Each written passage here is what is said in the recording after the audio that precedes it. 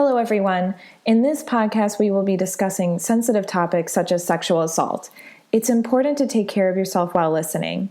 Some suggestions are listening while you're in a healthy headspace or knowing who you can reach out to if you become upset. Our 24/7 helpline for crisis calls based out of Central Florida is 407-500-HEAL. By contacting the national hotline at 1-800-656-4673, you can get support and learn about your local resources. There's always someone ready to help.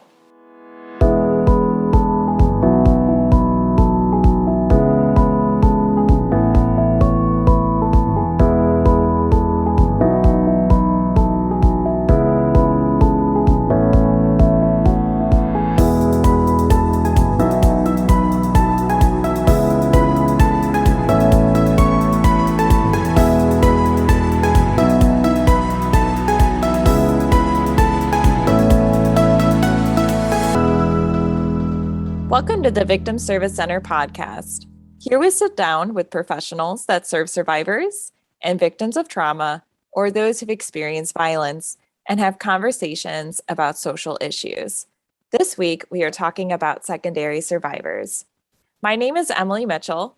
My pronouns are she, her, and I am the education coordinator at the Victim Service Center of Central Florida. With me today, I have David Sines. David uses he, him pronouns and was born and raised in Winter Garden, Florida. David is a certified public accountant and a music lover. David has been married to his wife, Rachel, for almost 10 years, and they share a beautiful 2-year-old daughter named Katherine. So, David, thank you so much for being here today. Happy to be here, Emilie. Thank you for having me. And I also have returning Orialis Sosa. So Orialis uses she, her pronouns and is a registered mental health counselor intern in the state of Florida. She earned her master's in clinical mental health counseling from the University of Central Florida. Orialis's background consists of providing counseling and victim advocacy support to survivors of crime and trauma. In her current role, she provides counseling support to high school students, and she also is part of our therapy department at the VSC. And Orialis actually used to be a victim advocate as well, so she has a lot of VSC history. So Orialis, thank you so much for being here as well. Yeah, I'm always happy to be here, so thank you. I'm really excited to have this super important discussion because, as just a brief introduction, on this podcast, we have talked a lot about the many diverse effects trauma can have on survivors, but we have not talked about how that trauma can actually affect a survivor's support system. So that can include loved ones, friends, people who work with that survivor. So today we will be talking about secondary survivors, tips on how to be a good supporter while also taking care of yourself, some of the pressures secondary survivors may face, and ways we can heal. So with that, I always like to start off with some definitions here. So I was hoping, Orialis, could you define for us what is a primary survivor and what is a secondary survivor? Yeah, so, a primary survivor, that's typically the individual that we focus on when we're talking about healing. But a primary survivor is the person who actually went through the event, the traumatic event or the crime. And then secondary survivor can really be anyone who is connected to that person, anybody who cares for that person. So family members, children, partners, friends. And again, they're considered secondary survivors because they care about that person. That event can have the same impact or, similar impact on them as well. I love that definition. And we're able to service secondary survivors at the VSC. Is that correct?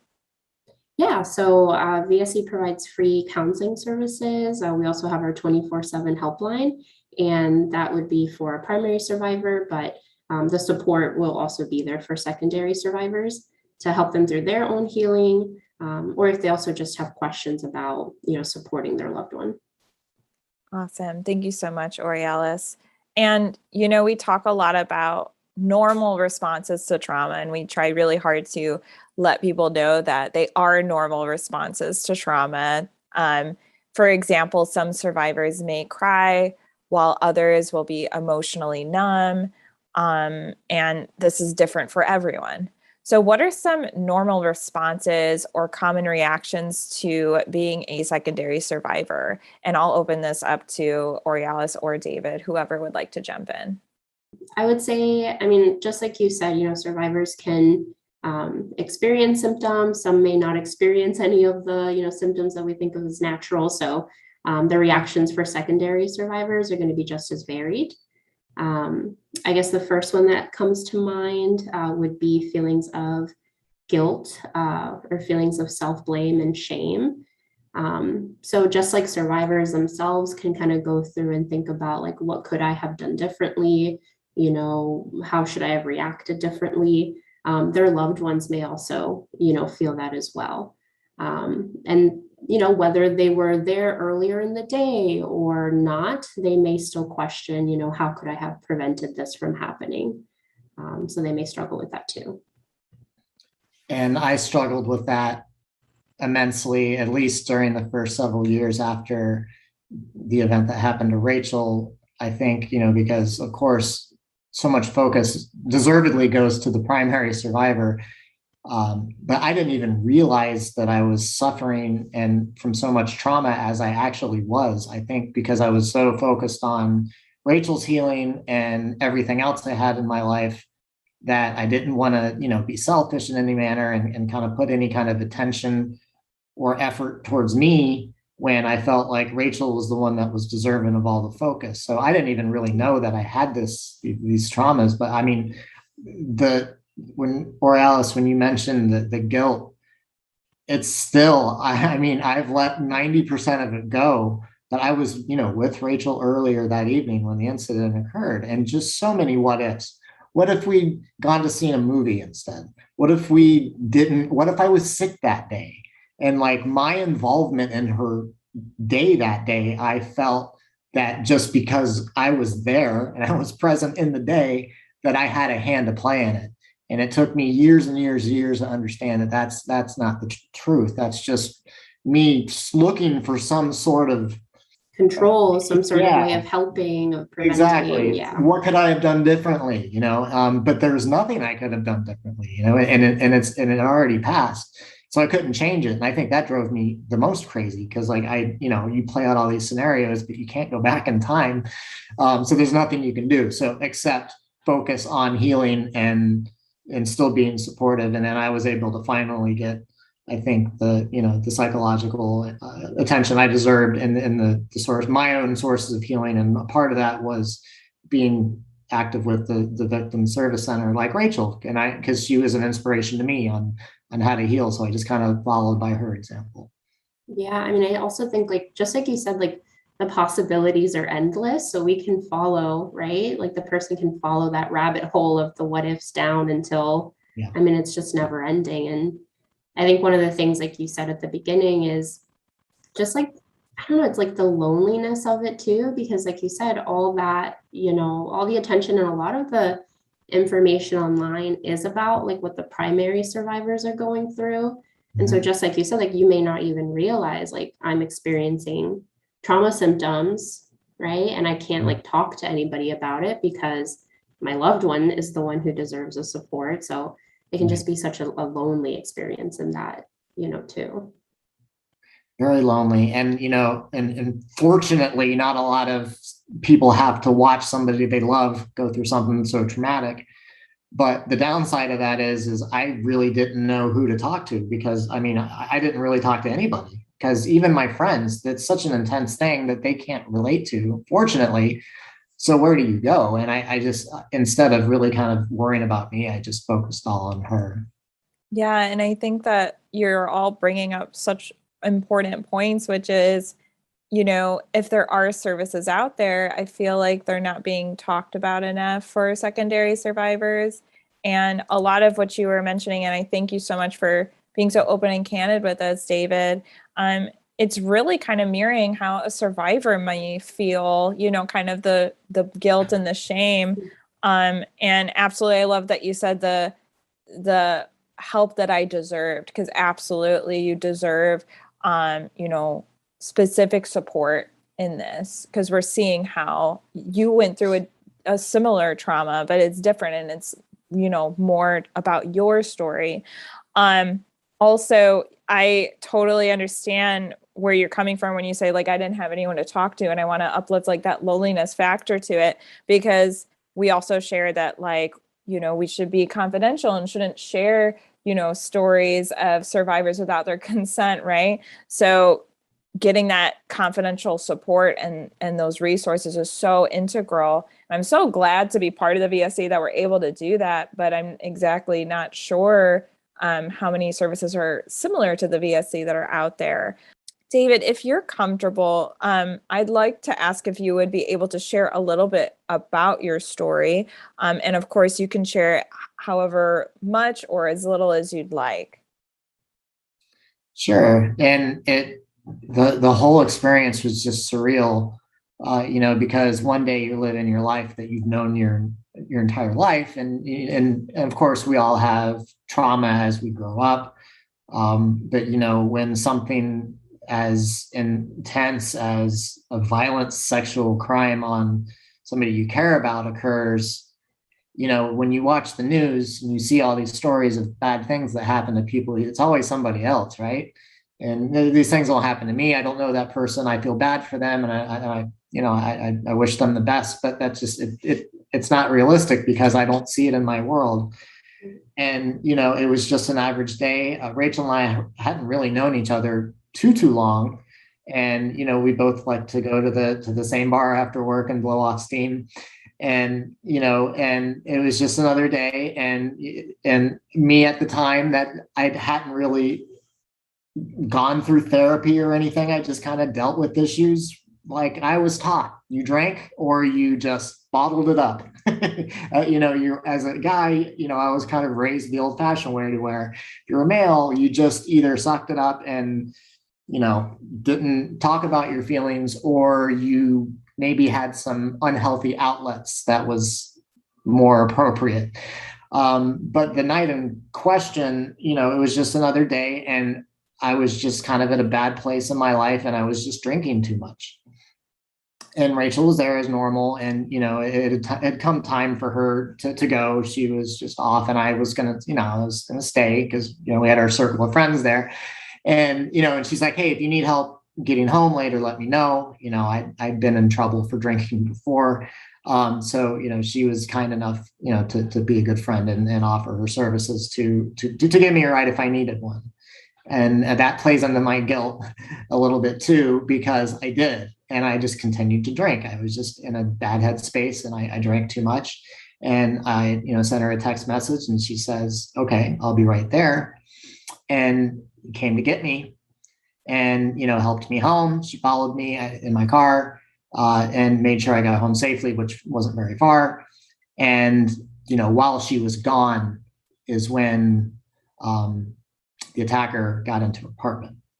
So that lived with me for a long time, that if I hadn't, had issues with alcohol, maybe Rachel wouldn't have had to go through that. And then I didn't think anything of it. Actually, I think we got in an argument about something petty that day, and that was it. It was just another day in the life. And I'll never forget, I was at work the next day, and I get a message from her that says, can you please call me? It's very important. And, that was just kind of unexpected. So I call her right away, and I'm like, hey, what's going on? And, I'll never forget what I was wearing. I'll never forget where I was. And I'll never forget the feeling when, just I could hear it in her voice. She just said, something happened and bad. And I could tell that she was tired and just absolutely traumatized and stressed. And she told me things that I never wanted to hear happen to anybody. And I felt like I was going to pass out. And I felt like what I was hearing wasn't real. And my life hasn't been the same since. I feel like that event really kind of took a lot of innocence that I had at that moment. And just the horrible feeling. And what do you say to somebody? I'm sorry. How can I help you? And having to Unfortunately, at that point, I didn't really know all the details, but she told me enough to know. And, again, it's something that you see on documentaries and on movies on television about somebody that's sexually assaulted on campus or leaving a bar or something. And it happened to somebody I wasn't very close to. And I didn't know what to do or what to say except for just be there however I could. And that's when everything changed for both her and I. And, and her entire world changed, my entire world changed.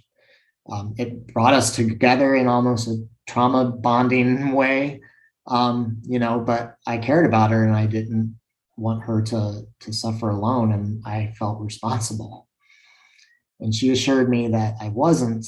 And, and she's told me countless times over and over again that she thinks that I saved her because he was coming into the apartment anyway. And if I hadn't called, she wouldn't have been up, and she came, and when she came into the apartment, she was alert, she'd been up, she helped me drive back to my apartment and came home, as opposed to him coming in when she was defenseless in bed. I still, it's still hard to go down that road and kind of believe that, but it gets me a little peace knowing that, I didn't do anything wrong. It was the attacker that did something wrong. And it took me a long time to come to peace with that. I mean, just like just even like the way that you're describing it, right? Of how it like completely upended your life, her life, like the relationships path, all of that. And as you're saying it, like the way that you're describing the feelings, like remembering what that was like, never being able to forget that. That's so similar to like what the primary survivors go through. You know what I mean? And again, like we just don't often pay attention to the fact that the secondary survivor can be experiencing that just the same as, the primary person.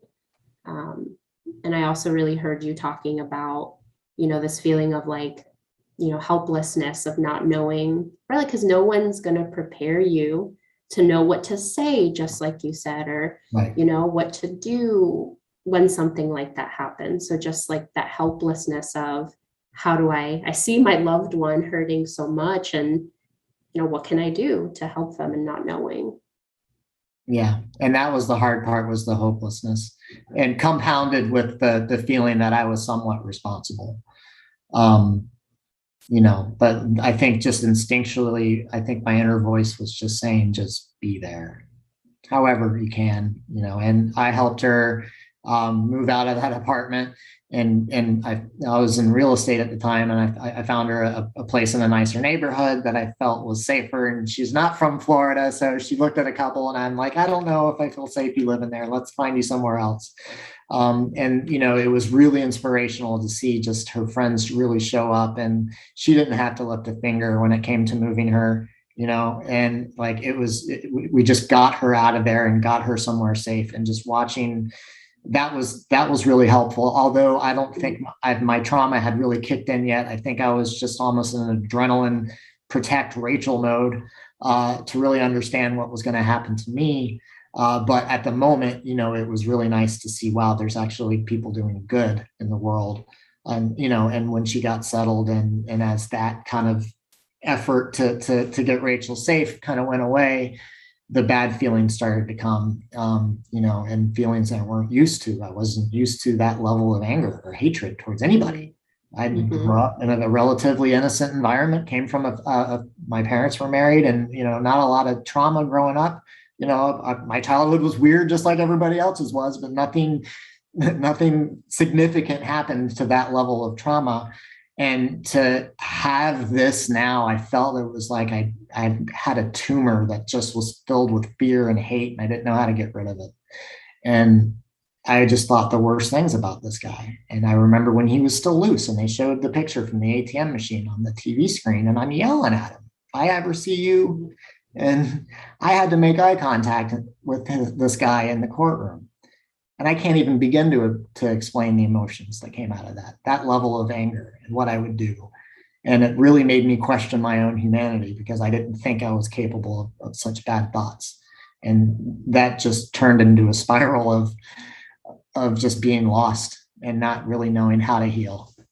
Yeah, well, it's kind of like, maybe also like experiencing, like you said, like shame, like surprising yourself, like not knowing who you are anymore, like that I was capable of having these thoughts, like coupled with the shame of having those thoughts, which, talking about like some of those natural reactions is absolutely natural, right? To want to protect, your loved one. And so having those thoughts of anger and revenge or something that's very surprising and people may not understand, that may come up, coupled with the shame of, again, like that self-blame, would make it even harder to seek out that support as well.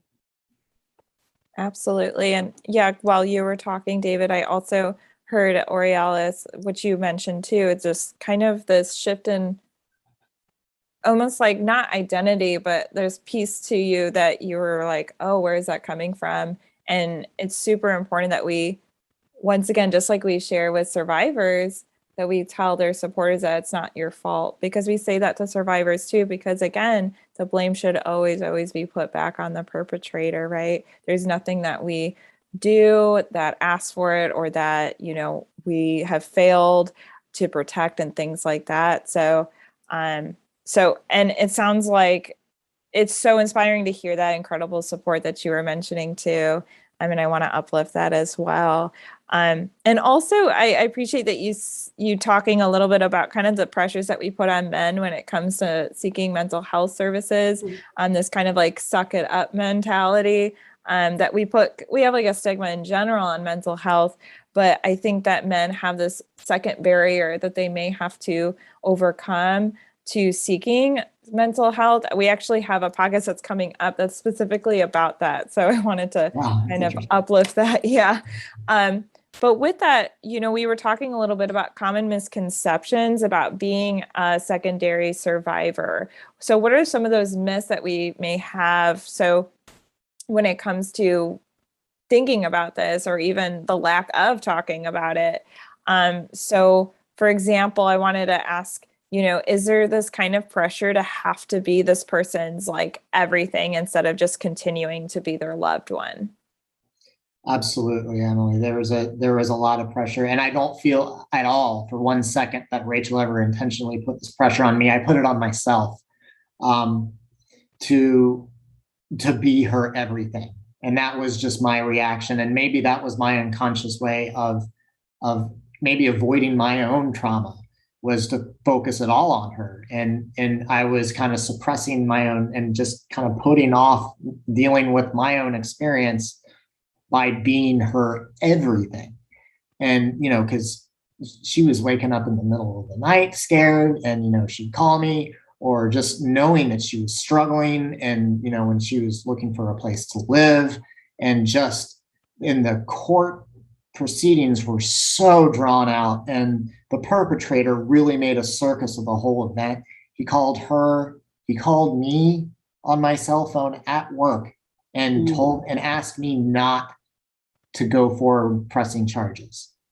And he got a hold of her phone records, and that's how he was able to get a hold of me. And that actually inspired Rachel to put in her hand to help get Marcy's Law passed, because her information was available, because he became his own attorney for a little bit. And it was just a circus sideshow that just drew out the pain. And he was delay after delay after delay, and the court proceedings got pushed back. So it was just such a long, drawn out process. And, and having to be a support system for that long, and putting that pressure on myself for that amount of time to finally get through this and see some kind of justice served was exhausting. I can't even imagine. And that's incredible that Rachel was kind of integral in Marcy's Law. For those who are listening who may not know what Marcy's Law is, I don't know if you or else or you, David, can just quickly share a little bit about Marcy's Law. I don't know if I'm the best source, but I'm happy to take a stab at it. Just in a nutshell, really what Marcy's Law was about was protecting the victim's rights of privacy. And, because there was loopholes in the system to where, the information on the case could be made available during the court proceedings. And that's how he was able to get our information. However, with Marcy's Law, they really kind of help put a block to that, to help keep the victim's information private, to avoid situations like harassment or, or trying to meddle, like when he was calling me. I mean, it took me a week to get over that. He calls me and I had some choice words for him, and he was able to get my information, her information. Rachel's identity got stolen, and we were actually able to trace that back to somebody he was related to, and because the information was available. So fortunately, with Marcy's Law, a lot of the victim's information is kept guarded better to avoid harassment, right. Because there are loopholes in the system that can enable somebody, like in our situation where the perpetrator, decided to become his own attorney for some reason, and he was able to access the information. That's probably why he did it, because he, for somebody his age, he learned the legal system pretty well. So fortunately, Marcy's Law will hopefully be able to help prevent, situations like that occur. I appreciate that you kind of talked a little bit about Marcy's Law. I know none of us are like lawyers here, so we understand that. But I was just hoping that, I think that it's just showing how integral,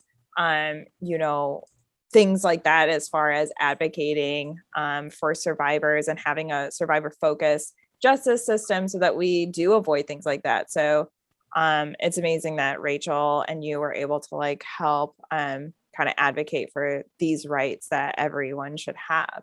So yeah, I'm so sorry that happened. That's terrifying to hear. And I'm really glad that now Marcy's Law exists.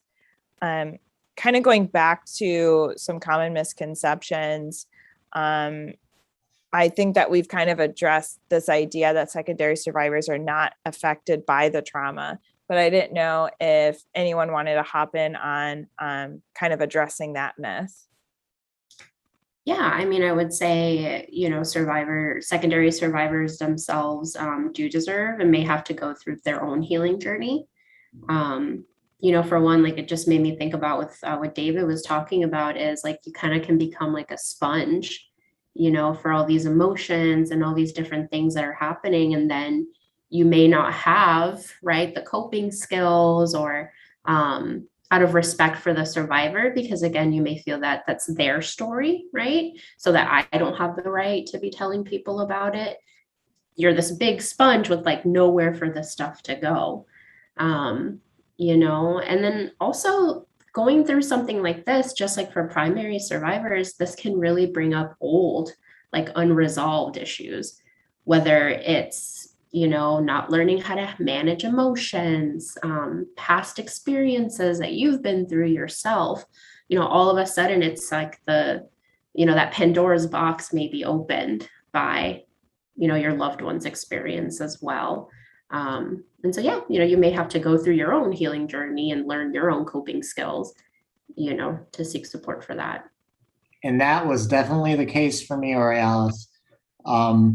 Because, again, the misconception that males are supposed to just be these rocks that are emotionless and just handle everything with strength and perseverance, as much as we try, we're human too. And when, you're not really given help, just due to the environment you're in, I don't blame my parents, but it's just how the culture they were raised in, the culture I was raised in. That's just, we didn't address those things. And so, not only did that Pandora's box, like you said, Orialis, really open up, and, because my own struggles I was going through that I never faced. And then here's some really intense drama. I mean, I had my problems like everybody else does, but this is kind of next level.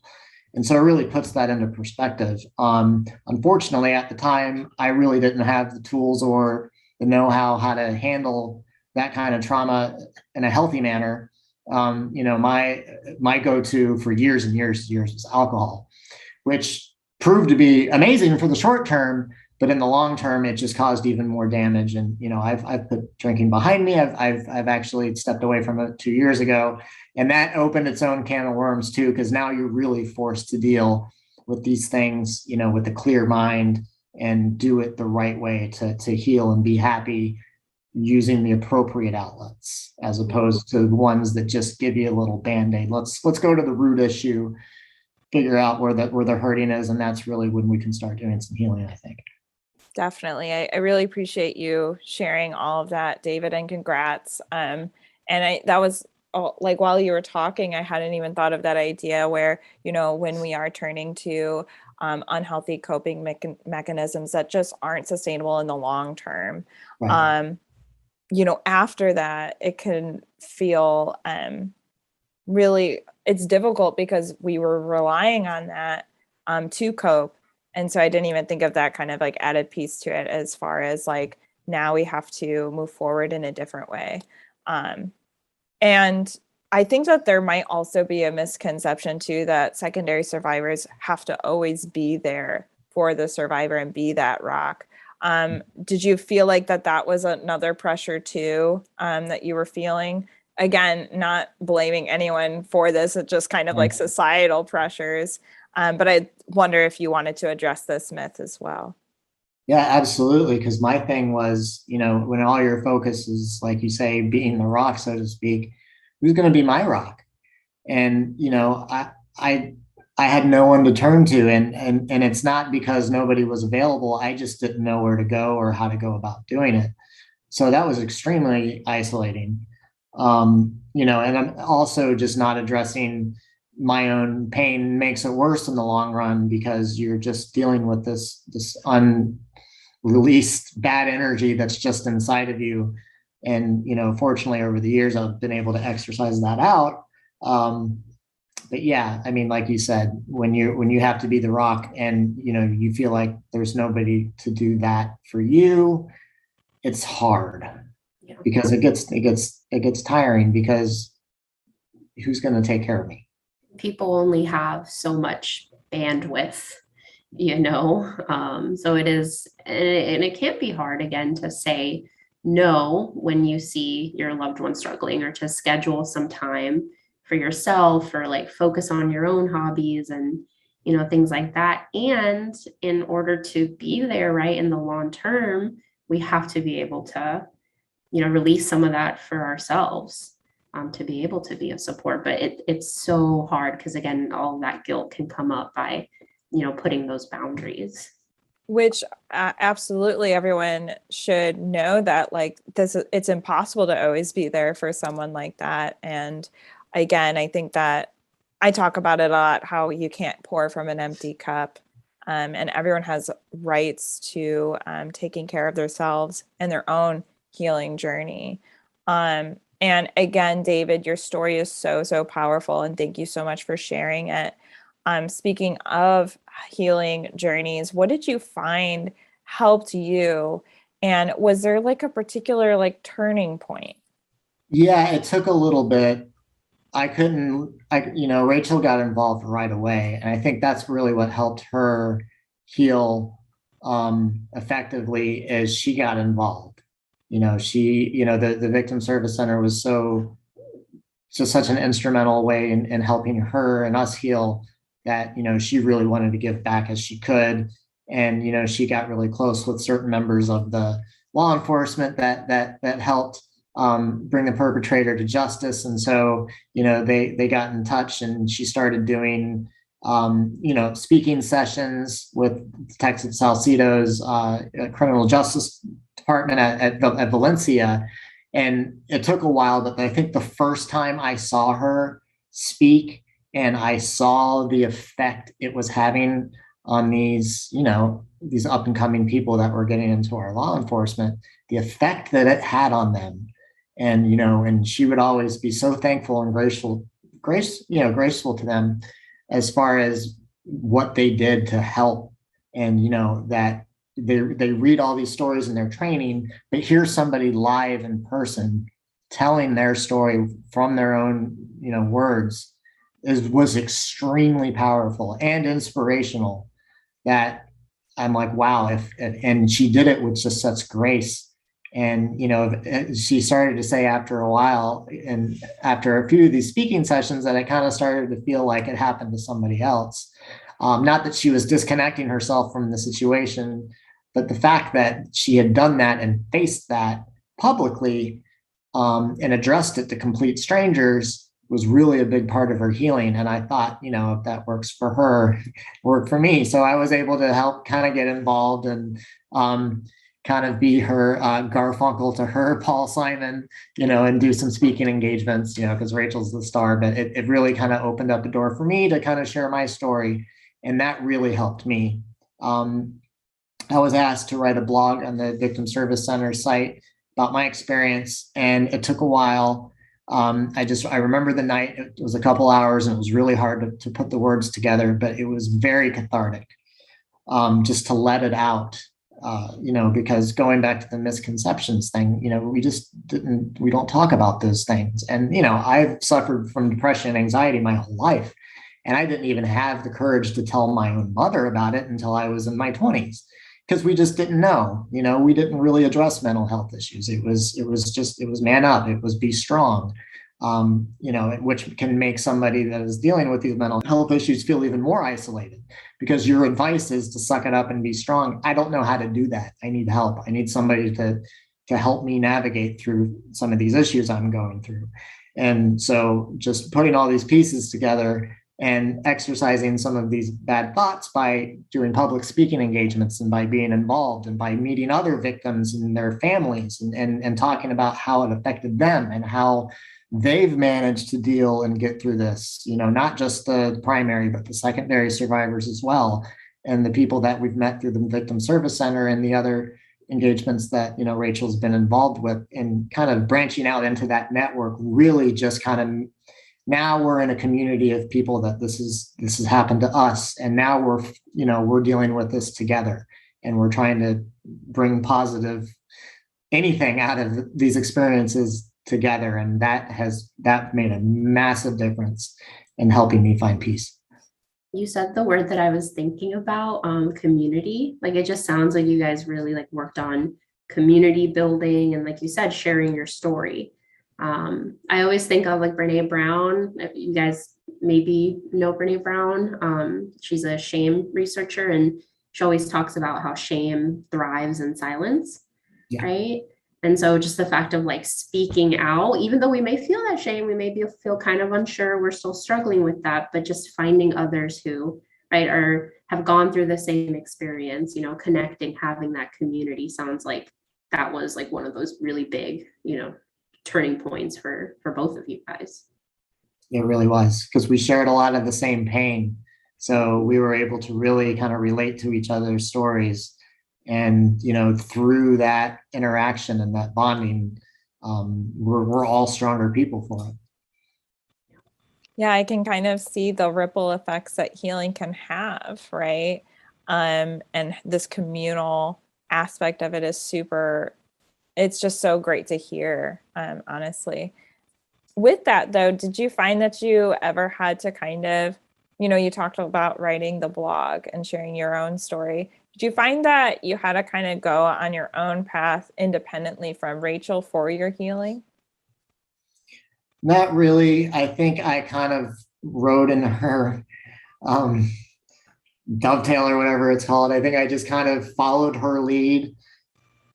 I think one of the biggest things that I think one of my bigger turning points was we were able to speak back when the old University Club was in downtown Orlando. And that was a big event. And, we were at a table with an ex-Magic basketball player, Nick Anderson, and he was able to speak. And, and Rachel told her story in front of all these very important people, police officers, sergeants, just all these people in the community. And, and when I got up and I had a platform to speak and kind of help bring awareness from my point of view, and I noticed that when I was addressing the audience that day, I was kind of gearing towards the males and saying, this could happen to your wife, your daughter, and I hope it never does. But we need to support organizations that help people for when it does happen, because it could happen to anybody. And there needs to be this kind of resource available to help people navigate through this, because there's no handbook. This isn't, when you deal with this kind of trauma, having the support of the Victim Service Center and other institutions that that provide this kind of support. I wish there was more organizations like this. I wish there was a VSC in every major city so people would have somewhere to go, and as opposed to just, a victim going to a hospital and getting a rape kit in a very sterile, cold environment, and there being nothing for secondary survivors, and just the victim having to rely on their own whatever, and you're just kind of walking in the dark at some point. But just the support of the community and everybody involved was just such a major factor for both of us. Whenever I talk about VSC services, I do mention that, we're pretty lucky in Central Florida that we're able to provide that crisis response in a separate kind of location than that hospital setting that you were mentioning. And kind of walking alone, that really resonated with me when you shared that. And I'm really glad that you were able to kind of communally come together, and that's incredible. All the speaking engagements that you and Rachel have done, it's just incredible. And it's so nice to hear about that. Orialis, do you have any tips for secondary survivors as it pertains to being a support for someone? Yeah, I would say probably like at the foundation, which it sounds like David like so beautifully did as well, is just to believe and accept and support what the survivor says. It's already so difficult for them to come and to tell anyone, right? So just start by believing, them, especially if you're like the first person that they're going to. A lot of times that can impact whether or not they're going to continue to seek, help and support and talking about it with anybody else. So kind of starting there. I would also say sometimes just allowing the person to be silent or to not, right? Like respecting their choice to not talk about the event and to not share with you. And sometimes even just your presence and just being there, is comforting and what they need. Not pushing them to talk about things or make choices or take actions before they're ready. I guess along with that, I also think about making offers, not demands. So for example, it is going to be difficult for them, to go to that first therapy session or to call a hotline and ask for help or make the report. So make an offer, right? To be there, go with them, help call, to do that support, but don't demand that they do that. We have to give them the agency and the choice in their journey, which again is very difficult.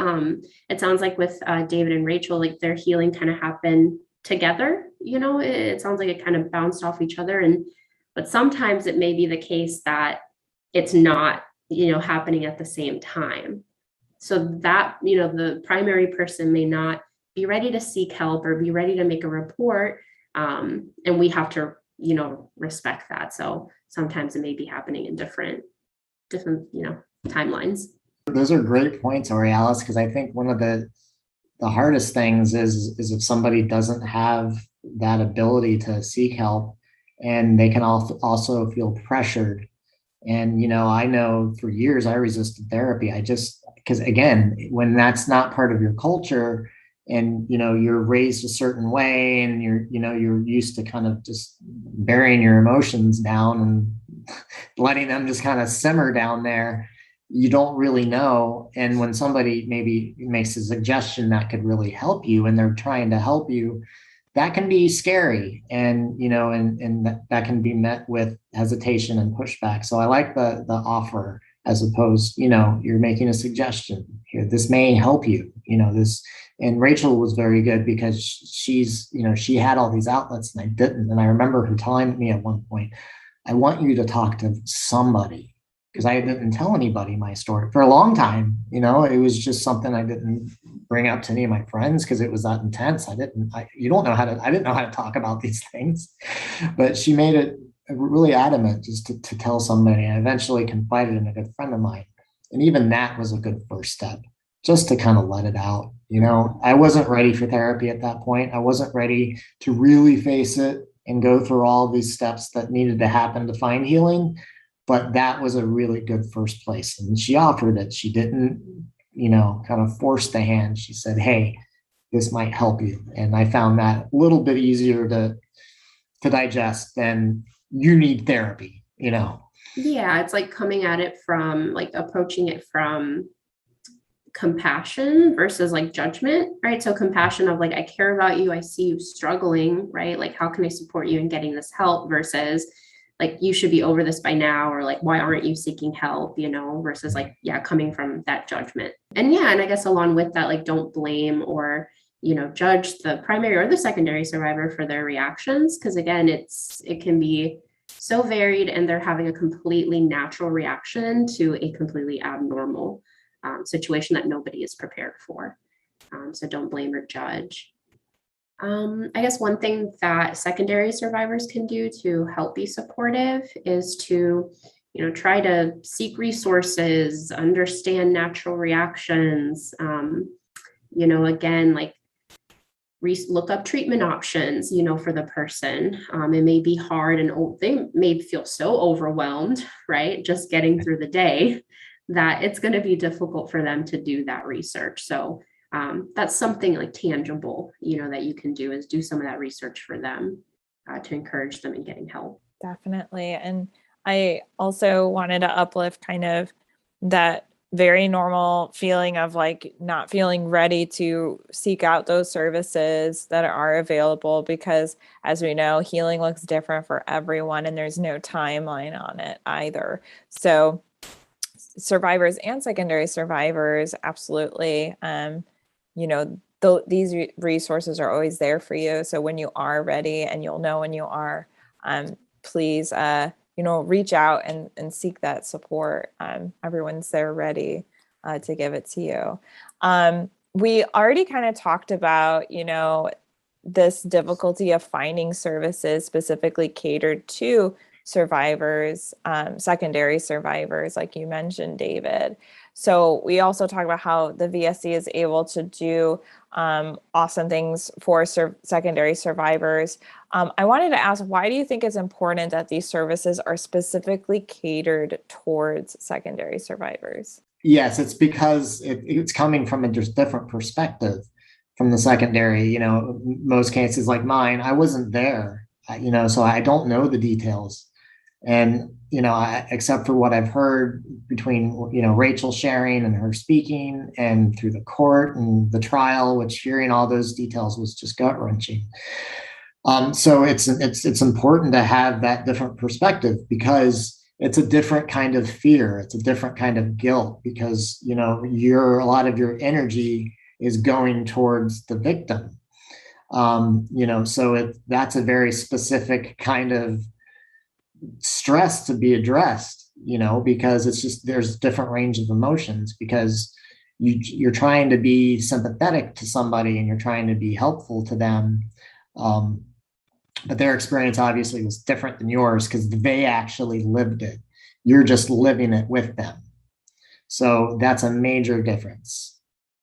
And also like that unique experience of, having to sort of accept where the survivor is at in their healing journey and accept the choices that they make, because again, like they went through it, so they're going to make their choices and decisions about going to counseling, how they decide to move forward with the case, all of that. And then you as a loved one, right, may struggle to accept or understand, the choices that they're making or the timeline that they're on, which is completely valid, and you may need some extra support, which is okay to say, to accept and, be able to be there for them while they're going through their process. That makes complete sense. And I hope that there's like more services like the VSC out there for secondary survivors, because you're just highlighting how important it is. David, you talked about how you do these speaking engagements, and you and Rachel are amazing activists through sharing your stories with the community. And I love hearing like the response that people have to hearing the story, and also like other people who share their stories in addition to that, kind of like this communal healing. So have you actually found people reaching out to you or responding to your story at all? Not directly, not like people reaching out and calling me or texting me, but when we're in situations with other victims that we've met that that are involved with the VSC as well, and hearing their responses, and then bonding with some of the other secondary survivors, that was very rewarding. Just because I think the biggest part of the struggle of the secondary survivor is the isolation that entails, because you feel selfish and guilty if you start thinking about your own pain, as opposed to the pain of the victim themselves. So, when you're able to find the support and be able to have this kind of an outlet, it really kind of helps you navigate that, because you really just, you get stuck focusing on the victim, which of course they deserve all this attention. But it's nice knowing as a secondary survivor that you can let go of that guilt, that it's okay that you're hurting too, and that it's okay that you need assistance too, and that you have your own healing to do that's separate from the victim, that you need to work through yourself. So you deserve that love and attention too. Absolutely. And that actually kind of brings me to my final question here. Orialis, what would you say to a secondary survivor who may be struggling? Yeah, I mean, I would second what David is saying. Absolutely. Yeah, I mean, I would say, remember that no one has prepped you for this. There's no way that you could have prepared or guessed that this would happen, or have all the answers for someone. So having that compassion, like patience with yourself, and like David said, like, you deserve healing and support as well. And just calling and seeking that support, and knowing that a lot of centers that do offer services for the primary survivors can also offer services for the secondary survivors. So you deserve that too.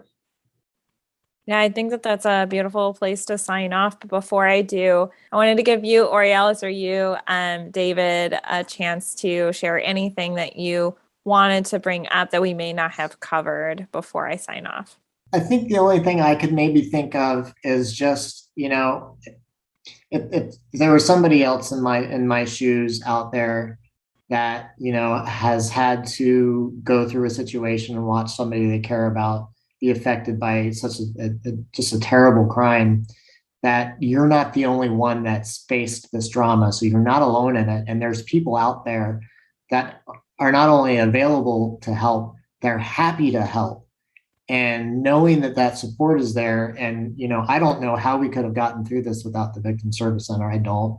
And that's why anytime Louis or anybody calls, we're like, yes, what can we do? Like, absolutely happy to help. So it's just knowing that you're not alone, because that's the worst part of all of it, is the isolation. And it's just so sad that there's victims out there that are scared to speak up for many reasons, retaliation, or just not knowing how to address it, or just not knowing how to face it. And just knowing that there is support out there when you're ready for it, and just being transparent that this is where you can go to help start your healing process. That's so beautiful. And I think that's a wonderful place to sign off.